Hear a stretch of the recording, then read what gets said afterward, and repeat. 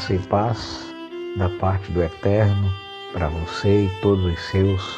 É uma satisfação podermos continuar estudando com você a Palavra de Deus.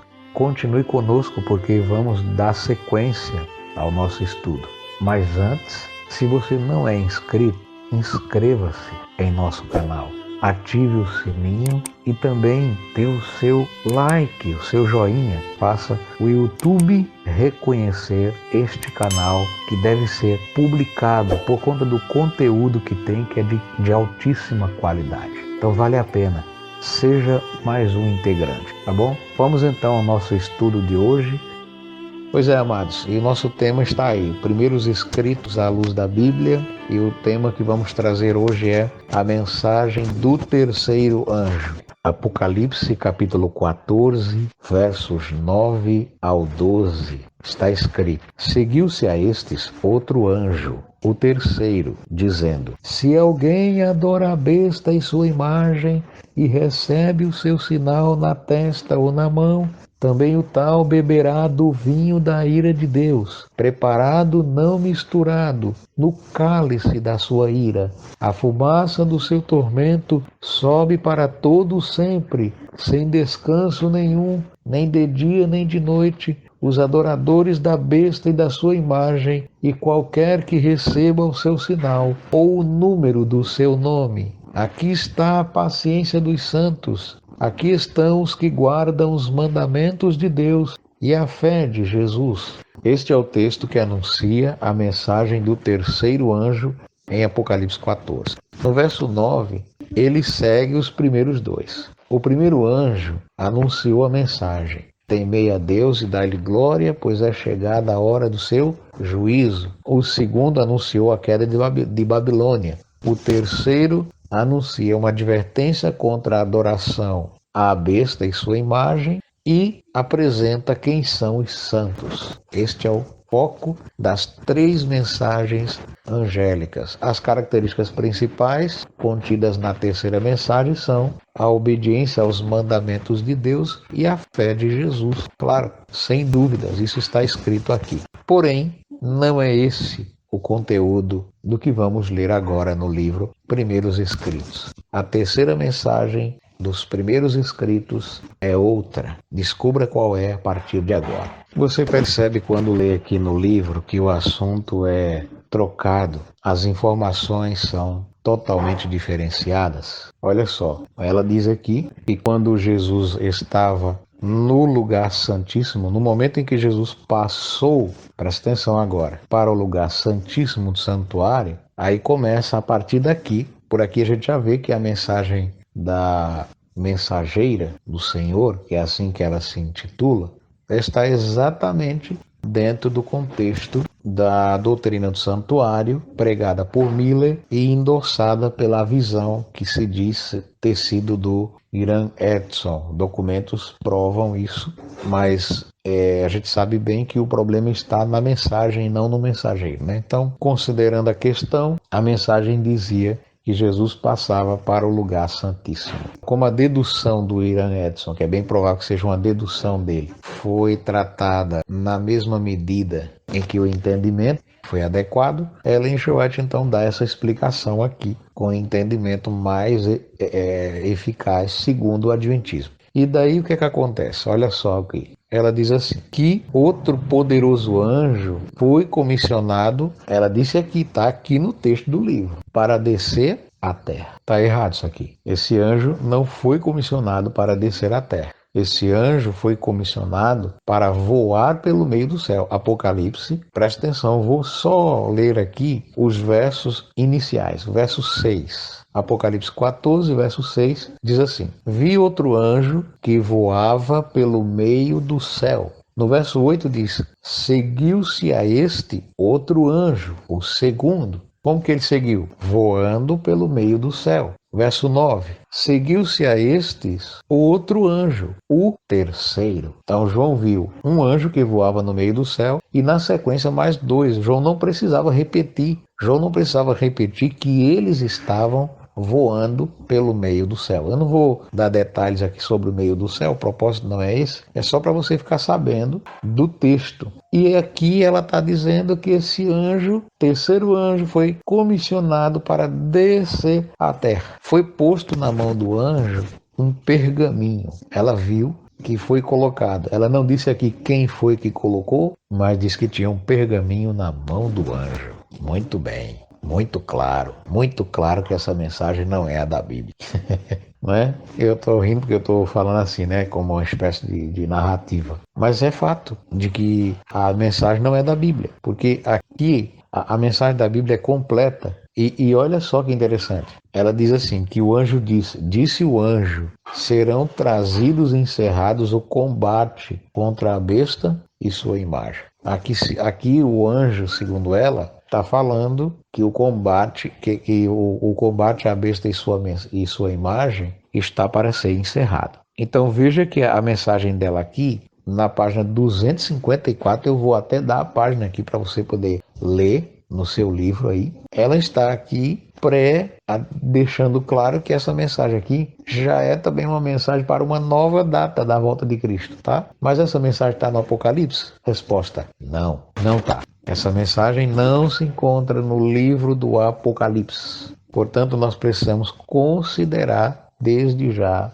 a clareza da mensagem do Apocalipse, não tem nada a ver com a mensagem da mensageira. Vamos seguir então. E aí ela já falou aqui também que o final da terceira mensagem angélica. Ela não fez questão de comentar a mensagem toda, que vai do verso 9 ao verso 12 de Apocalipse 14. Não, aqui foi comentado apenas o verso 12. O verso 12 diz, aqui está a perseverança dos santos, aqui estão os que guardam os mandamentos de Deus e a fé de Jesus. Mas na verdade a versão é paciência dos santos. E aí ela citou o verso 12 de Apocalipse 14. Quando você conversa com um adventista, ele diz, não, nós cremos nas 3 mensagens angélicas. Sendo que as 3 mensagens angélicas no Apocalipse nada tem a ver com a mensagem angélica da mensageira. Por quê? A primeira mensagem dela, que ela explicou aqui, a gente leu aqui com base na história de Miller, a primeira mensagem é seguida da profecia de Daniel 8,14, que não tem nada a ver. Ok? E essa hora do juízo que aparece em Apocalipse 14,7 não tem nada a ver com 1844 também, nem com a profecia de Daniel. A segunda mensagem anuncia a queda de Babilônia na Bíblia, mas no contexto que ela estava explicando, além do anúncio da queda de Babilônia, ainda tinha o clamor da meia-noite. Nada tem a ver. O clamor da meia-noite não era anunciado em Apocalipse 14:8. E o terceiro anjo aqui, que é o quê? A mensagem adventista, que começa com a mudança de Jesus, passando do Santo para o Santíssimo. Nesse caso aqui, é a nova visão que o adventista tem para resolver a problemática da data da volta de Cristo. Aí vem a santificação do sábado, através da pregação de Bates, mais a visão da página 32 de Primeiros Escritos. Aí você vai vendo que ela vai defendendo mais mensagens como selamento, e depois vai se agregando outras ideias e mais uma data para a volta de Cristo, por exemplo, e assim por diante. Então essa é a terceira mensagem para ela. Sem falar que a terceira mensagem angélica, nós vamos ver isso em textos futuros, ela diz, ela tem um braço direito, e o braço direito é a assim nomeada reforma de saúde. Ela continua fazendo a sua obra de adaptação. Vamos colocar essa palavra, adaptação. E assim nós entenderemos por que ela está a falar sobre isso. Isso que você vai ouvir agora. Ela diz aqui na sequência que os que ouvem essa mensagem, que mensagem? A mensagem do terceiro anjo. Mas a mensagem do terceiro anjo aqui para ela é só o verso 12. Os versos 9 a 11 foi só citado como um combate à besta e sua imagem, mas a mensagem do terceiro anjo para ela é só o verso 12. E assim é para ela e é para todos os adventistas do sétimo dia, tá? Tanto é assim, que eu estou falando para vocês, que no verso 12 aqui fala de mandamentos de Deus, e os mandamentos de Deus para ela inclui o sábado. Os mandamentos de Deus para ela incluem o sábado. E deixa eu explicar aqui bem claro para todos uma coisa. Quando eu falo isso, eu não estou dizendo que não inclui. Estou dizendo assim, que os mandamentos de Deus para ela são só os 10 mandamentos. E quando a gente fala em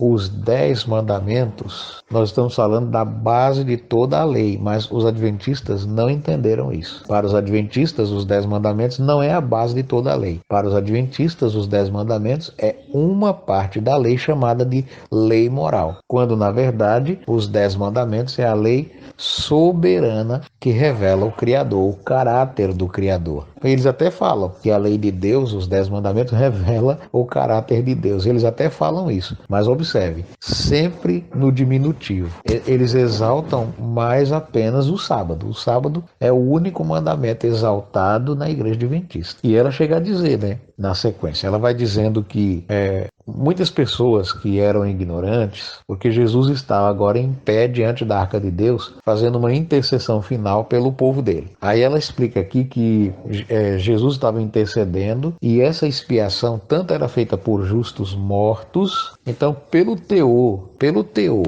da mensagem apresentada aqui, nas palavras dela, ela vai dizer que os justos mortos estão recebendo um julgamento e o julgamento seria a intercessão de Cristo.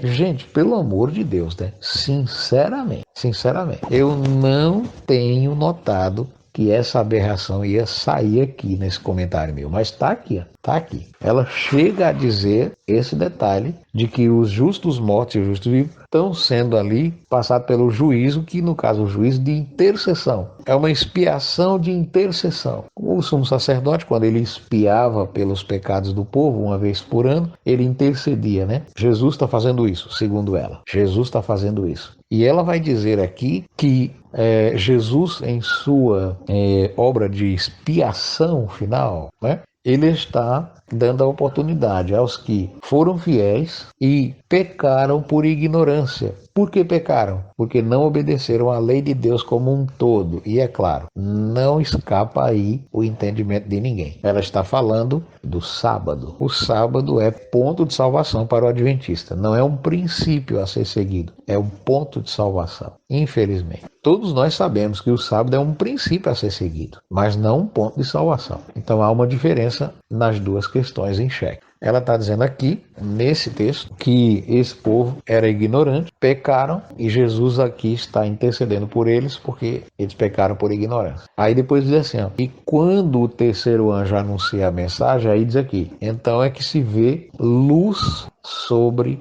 o sábado. E ela está falando da mensagem proclamada a partir do desapontamento, e não a mensagem bíblica. A mensagem do terceiro anjo de Apocalipse 14, 9 a 12, não está sendo aqui considerada em sua verdadeira clareza. Prova vocês. Aí quando a luz irrompe sobre o sábado, segundo o entendimento de Ellen G. White, tudo começa a acontecer de novo. O terceiro anjo aponta para os desapontados o lugar santíssimo. Isso não está na Bíblia. Em lugar nenhum de Apocalipse 14, 9 a 12, não tem dizendo essa situação. Essa situação não tem. É triste, mas é verdade. É lamentável, mas é verdade. É cruel, mas é verdade. Você pode ver aí claramente não tem base. E ela continua dizendo aqui que eles se animam de novo, que a esperança deles funciona de novo, que eles agora têm uma nova esperança, né? A certeza de que tudo vai ser renovado, porque eles agora veem, eles olham para trás. Ela diz aqui, eles olham para trás para olhar a experiência passada. Eles fazem a análise até a passagem do tempo em 1844. Todos bem sabem que o tempo é 22 de outubro. No outro texto, inclusive no livro O Conflito dos Séculos, o conflito dos séculos que eu estou falando nada mais é do que o grande conflito, né? Então, ela diz que foi em 22 de outubro de 1844 que Jesus não voltou à terra, mas passou do lugar santo para o Santíssimo. É um assunto prolongado, né? Esse assunto sempre repetindo, mas com mais clareza. Estão notando isso? Estão percebendo isso? Que nós estamos trazendo mais informações à medida que vamos estudando, dia após dia, vai vindo mais e mais compreensão positiva da revelação bíblica. Então, meus amados, é lamentável que esta mensagem dela não surta o efeito esperado pelas Escrituras, porque a mensagem está toda torcida aqui, as informações também. E aí eu quero continuar mostrando a vocês algo. Como sempre, ela chama aqui a atenção para a realidade de que agora o povo tinha maior esclarecimento sobre tal assunto, a saber, o assunto do sábado. E como sempre também, ela diz que eles viram que o sábado não foi mudado para o primeiro dia. Muito bem. Mas aqui tem informações mais interessantes ainda. Olha só. Ela cita que esses mandamentos na arca, no santuário, onde Jesus está, agora tem a mesma questão dos mandamentos antigos. São citados do mesmo jeito quando os mandamentos foram pronunciados pelo Altíssimo no Sinai. Aí o texto que é lido, Êxodo 20, verso 8 a 10, só que o texto que é lido é o texto da Bíblia versão atualizada, que é a Bíblia aprovada e aceita pelos adventistas. E como nós já sabemos, a Bíblia versão atualizada tem vários erros, inclusive aquele erro que aparece em Mateus 27, eu quero ler aqui para você. Mateus 27, o verso é o 62, diz assim: no dia seguinte, que é o dia depois da preparação. É a única Bíblia que erra nesse sentido, é a versão atualizada. Porque até uma Bíblia da versão Almeida mais corrigida, ela vai dizer, e no dia seguinte, que é o sábado, após a preparação. Então veja que há uma ligação inteligível no texto da versão corrigida com a realidade do quarto mandamento. Mas o erro que os adventistas não admitem é o erro da versão atualizada. Então, como é que vai guardar e santificar um dia sem o apoio devido das Escrituras? Alguém poderá dizer, mas um texto não é tudo. Sim, mas a essência é tudo. Se um texto não confirma a realidade total em sua clareza do que realmente devia dizer, esse texto está com risco de adulteração, mas aí eu fui ver que tem como resolver o problema. Então usa a revista corrigida, porque o certo ou errado, o pensamento adventista, o pensamento da Bíblia não erra. Bom, aí na sequência ela faz todo o comentário, que eu não vou repetir aqui, porque tem muita informação que não vai ser necessária agora para o momento, porque é mais assim, contando a história do desenvolvimento lá da crença, da doutrina. Mas aqui tem pontos que precisam ser considerados. Um deles é esse aqui, ó. Ela diz que essas mensagens, ou seja, ela não está falando das 3 mensagens de Apocalipse 14, 6 a 12,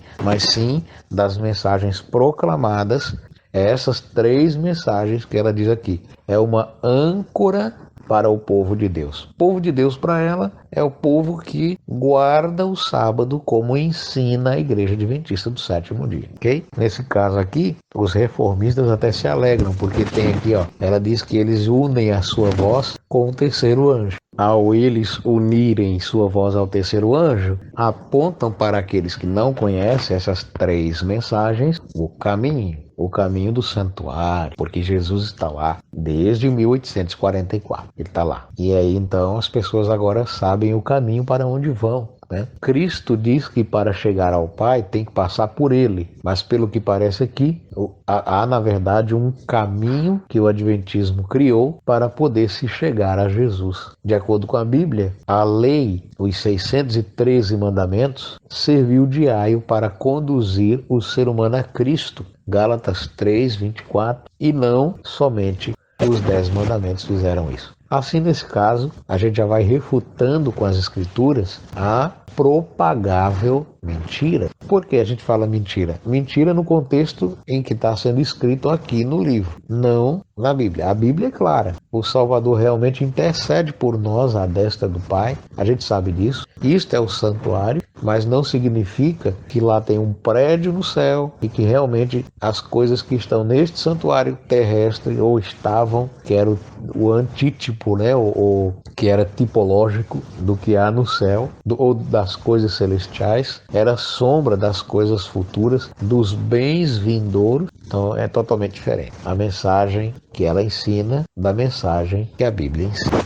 é muito diferente. E ela continua dizendo aqui que depois de 1844, Satanás começou a fazer uma obra. Aí criou-se vários grupos. Ela está então falando mal dos grupos que surgiram a partir do desapontamento. Aqueles que voltaram ao passado e disseram que aquelas primeiras duas mensagens já foram cumpridas. Aí eu vejo aqui a contradição delas, amados. Porque ela mesma disse isso, tá lembrado? Tem um tema aqui no Primeiros Escritos, onde ela, repetindo a história passada, ela vai dizer que Deus cumpriu a tarefa das duas primeiras mensagens. Agora ela está tentando se justificar, porque agora ela tem uma mensagem nova, a mensagem do terceiro anjo. E como Jesus ainda não voltou, então, assim, queridos, é preciso, amados, é preciso que a gente entenda.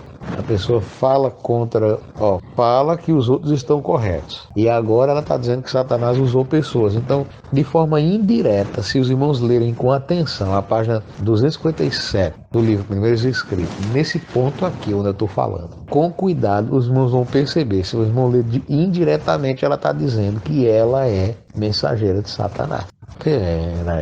Peraí, que confusão é essa? Confusão é essa? É grave isso, irmãos, é grave. Ela mesma não consegue, ela não vai dizer que ela é, mas ela vai dizer que Satanás usou alguns para dizer isso, para dizer aquilo, e em algumas coisas que Satanás falou, que ela disse que Satanás falou, ela tinha falado que ia acontecer assim. Aí não aconteceu, ela disse foi prova.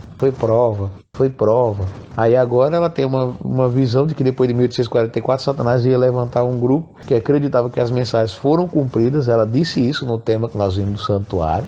Meus irmãos. Então se ela fala assim, como está falando agora, dizendo que Satanás está agindo dessa forma, então ela própria está mutilada pela própria conversa dela. Aí ela continua dizendo aqui também, que o povo que começou a duvidar dessas coisas, eles começaram a se desviar. E tinha também pessoas, presta atenção, pessoas que foram para a Bíblia para investigar se realmente tudo aquilo era verdadeiro. Sabe o que ela disse? Satanás exultou com tudo isso. Presta atenção. Satanás exultou com tudo isso. Esse tudo isso incluía pessoas que foram lá para a Bíblia para investigar. Então veja que aqui, irmãos, fica o meu alerta. Se porventura você prega uma mensagem como essa aqui, só a Bíblia, o que está na Bíblia, e as pessoas lhe chamam de Satanás porque você não prega os escritos de Ellen G. White, porque você não prega, eu digo, não defende. Amados, não se preocupe, a própria Ellen G. White já disse que quem prega só a Bíblia é um dos participantes do grupo de Satanás. Ela disse aqui, tá? Ela contou a história de pessoas que fizeram o seguinte: teve grupo que ficou acreditando no passado, teve grupo que ficou acreditando no presente, teve grupo que jogou as duas mensagens lá para o futuro e teve grupo que foi atrás da Bíblia para investigar. Ela disse isso, está aqui, página 257. Leia o texto. Primeiros Escritos, página 257. É a mensagem do terceiro anjo. Ela está dizendo, ela está dizendo exatamente o seguinte, que no caso aqui, quem lê a Bíblia somente, também está indo atrás de Satanás. E esses que ela está falando são os de 1844. Mas fique tranquilo, que você for perseguido por um defensor dela, já sabe. Olha só, agora Ellen G. White aparece com a dupla face doutrinal dela. Sim, é isso que você está ouvindo. Preste atenção. Ela continua dizendo assim, página 257 ainda do livro, Primeiros Escritos. E o assunto da besta e sua imagem começa na página 254. A 254 até a 256 tem toda aquela informação. Mas olha o que ela vai dizendo aqui na sequência. Ela diz assim que o Guilherme Miller, presta atenção, Guilherme Miller, a atenção dela foi chamada para ele. Ele, depois do desapontamento, ele viu essa mensagem, esses grupos, enfim, entendeu? Ela começou a ver que Guilherme Miller via todos esses grupos que ela condenou. Aí, na condenação, ela vai dizer que Guilherme Miller, veja só o que ela diz. Guilherme Miller, em seu texto de análise vê que todo mundo caiu em apostasia. Aí os líderes de Guilherme Miller, quem eram os líderes de Guilherme Miller? Os batistas. Eu vou falar o nome da igreja aqui. Porque vai surtir efeito essa mensagem. Você vai ver. O Guilherme Miller então era batista e os líderes dele eram batista antes. Então agora eles ficaram de olho para ver se ele ia... Isso é ela que está dizendo. Isso é ela que está dizendo, tá? Os líderes ficaram de olho para ver se ele ia acreditar na mensagem do terceiro anjo, que fala dos mandamentos de Deus e da fé de Jesus. A mensagem do terceiro anjo que ela está falando é a mensagem adventista, lógico, né? Que surgiu a partir de 1844 em diante. Pois bem, só que ela diz aqui que um esforço humano foi feito para que Guilherme Miller não aceitasse a luz. Depois ela diz assim: finalmente Guilherme Miller levantou a sua voz contra a luz, que é a luz da mensagem do terceiro anjo que ela estava pregando, e contra Deus, assim disse ela, né? Bom, ela diz aqui: e aí ele deixou de compreender as claras verdades que teriam feito ele um novo homem, tal. Mas não é verdade isso. Eu não consigo acreditar que Guilherme Miller, depois de pregar a volta de Jesus até 1844, de repente ele volta para a igreja dele, segundo ela, isso foi obra do maligno. Ah, não. Olha, na verdade, Guilherme Miller foi até assegurado para não cair no mundo, porque, gente do céu, ela disse que Guilherme Miller estava muito angustiado pelo seu povo, mas não, a angústia de Guilherme Miller não era pelo povo dele. A angústia de Guilherme Miller era porque ele não conseguiu concluir o que ele esperava, que Jesus ia voltar, que o santuário da terra seria purificado. Lembra? Ellen G. White está dizendo aqui que ele sofreu tudo isso por obra de Satanás. Tudo isso o quê? Essa angústia que ele agora estava sofrendo foi Satanás. É lamentável, meu Deus do céu. Que situação. Agora, considere, se o Guilherme Miller, de acordo com Ellen G. White, estava errado, e diante de Deus, nenhum homem sabe como Guilherme Miller estava diante de Deus. A história diz que ele voltou para a sua igreja e até 1849, no ano que ele morreu, pois é, Guilherme Miller sofreu demais aquele homem, não é? Satanás depois se irandou com ele porque ele não ouviu a voz do terceiro anjo. Terceiro anjo.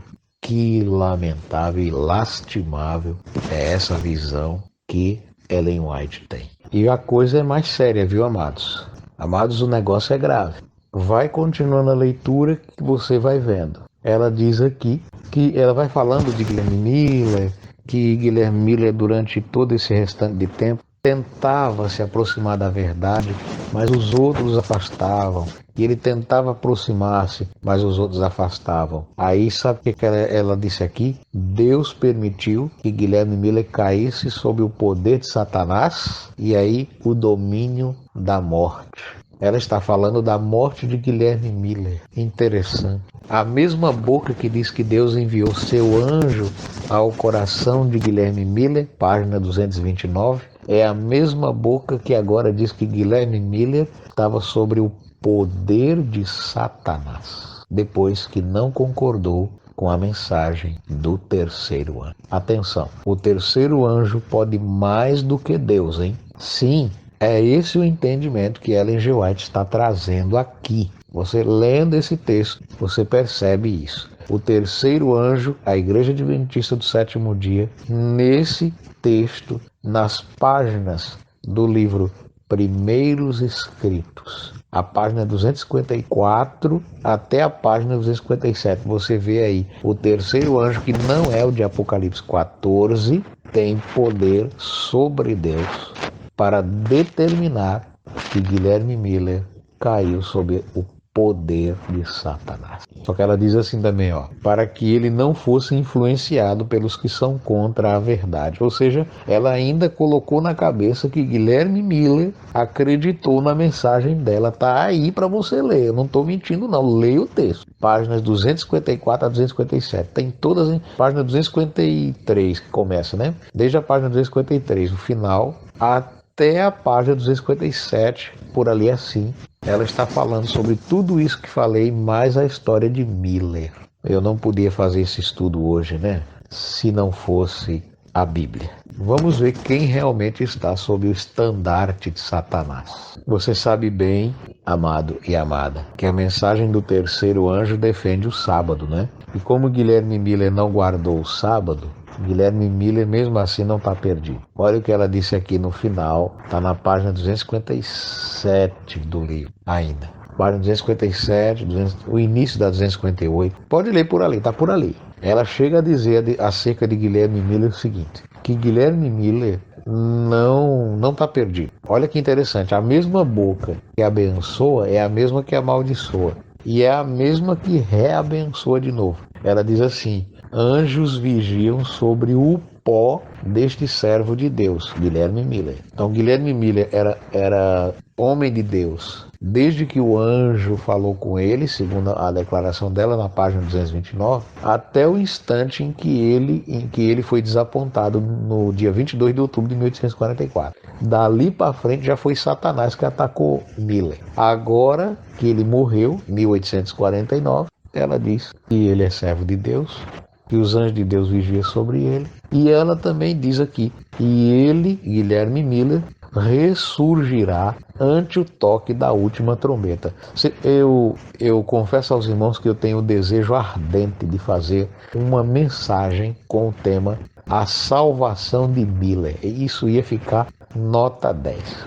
Sabe, irmãos, por quê? Aqui ela está, no contexto geral, ela ora coloca lá em cima, ora coloca lá embaixo. Ora coloca lá em cima, ora coloca lá embaixo. Amados, isso é grave demais. Ela brincou com os sentimentos do profeta Miller, que estudou as profecias. A diferença entre o profeta Miller e a profetisa Ellen G. White é porque o profeta Miller era profeta bíblico e a Ellen G. White era e viveu assim, profeta da visão plagiadora e doutrinal negativada. É lamentável. Eu posso testificar. Eu sei que Guilherme Miller errou, sim, em defender que Jesus voltaria em 1844. Errou, sim. Errou em fazer esses cálculos proféticos de Daniel 8,14. Errou feio nisso aí. E nós vamos então fazer perguntas e respostas para que nós possamos ver a condição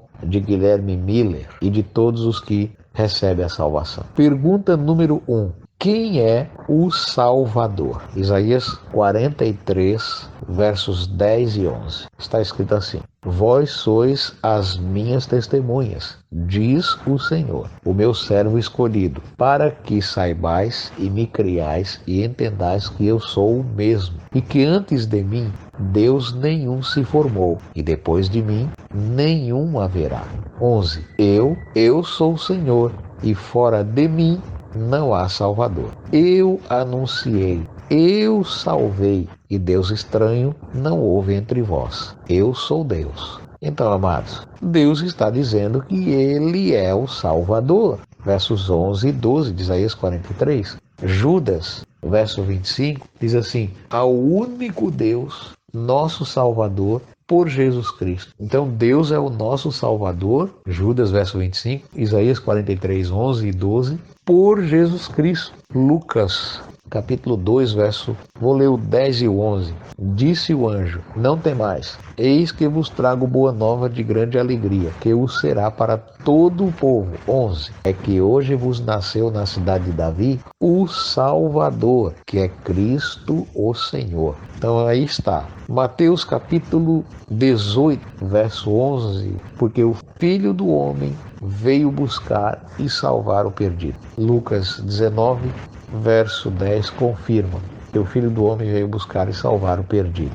João capítulo 3, vou ler o 17, basicamente, diz assim, porquanto Deus enviou o seu Filho ao mundo, não para que julgasse o mundo, mas para que o mundo fosse salvo por ele. Está escrito aqui, o mundo seria salvo por Jesus. Agora vou ler Atos, alguns textos só, né? Atos capítulo 4, verso 12, está escrito assim: e em nenhum outro há salvação, porque abaixo do céu nenhum outro nome há, dado entre os homens, pelo qual importa que sejamos salvos. Ainda Atos, capítulo 16, versos 30 e 31, aquela história do carcereiro, lembra? Depois, trazendo-os para fora, trazendo Paulo e Silas para fora, né? O carcereiro disse: Senhores, que devo fazer para que seja salvo? Responderam-lhe: crê no Senhor Jesus e serás salvo,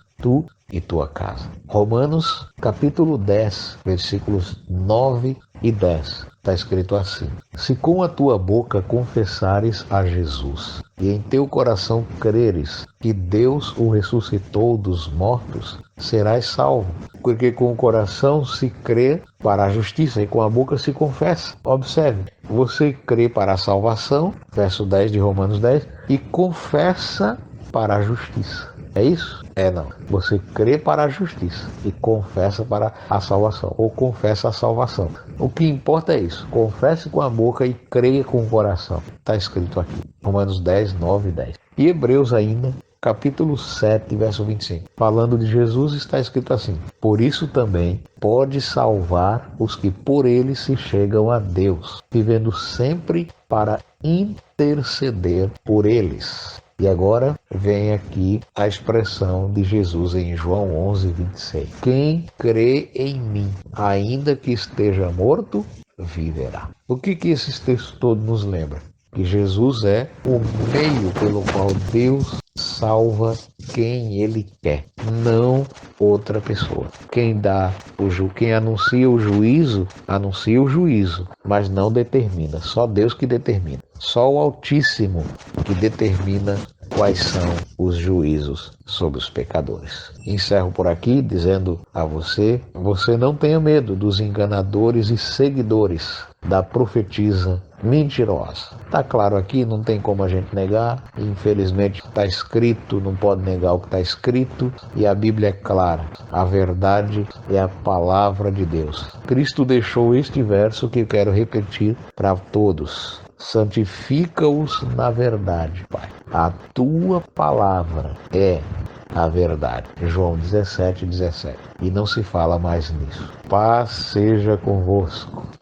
Quer saber mais sobre o assunto apresentado? Acompanhe o próximo vídeo. Será uma alegria poder ter a sua companhia mais uma vez, pois temos muito que tratar. Então, se você gostou, deixe o seu like, o seu joinha, compartilhe, divulgue, enfim, fique à vontade. Estamos esperando mais uma vez por você na próxima oportunidade. Um abraço. Até mais.